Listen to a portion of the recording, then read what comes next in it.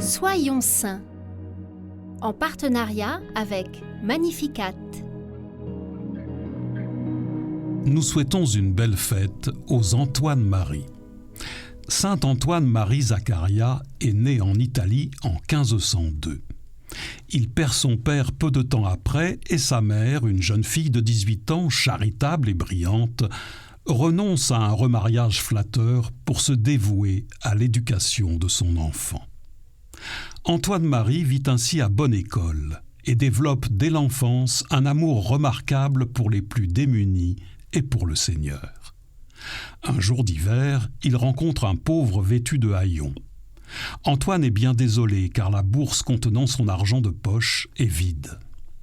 Il se dépouille alors de son manteau de soie et l'offre au mendiant stupéfait. Antoine va ensuite avouer à sa mère ce qu'il a fait, prêt à subir une punition. Mais sa mère se contente d'embrasser son fils et d'augmenter son argent de poche. Devenu médecin à 22 ans, il exerce sa profession particulièrement auprès des pauvres et gratuitement. Puis il se sent appelé à la prêtrise et se lance dans des études de théologie. Ordonné prêtre, il souhaite célébrer sa première messe seul. Mais il a déjà une telle renommée que de nombreux fidèles viennent l'entourer. À la consécration, une lumière enveloppe l'autel et des anges forment un cercle autour de l'hostie, ce qui lui vaut le surnom d'ange de Dieu.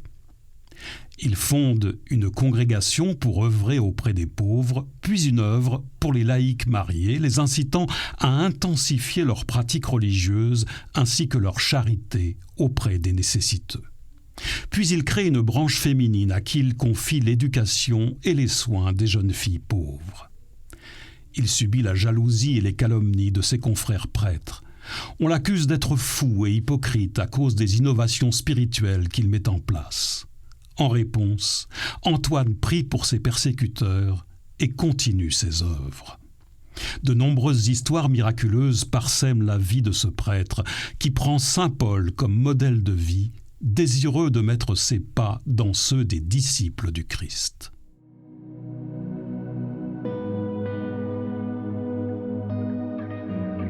Seigneur, à la suite de saint Antoine-Marie Zaccaria, affermissez notre foi afin que nous devenions vos apôtres infatigables.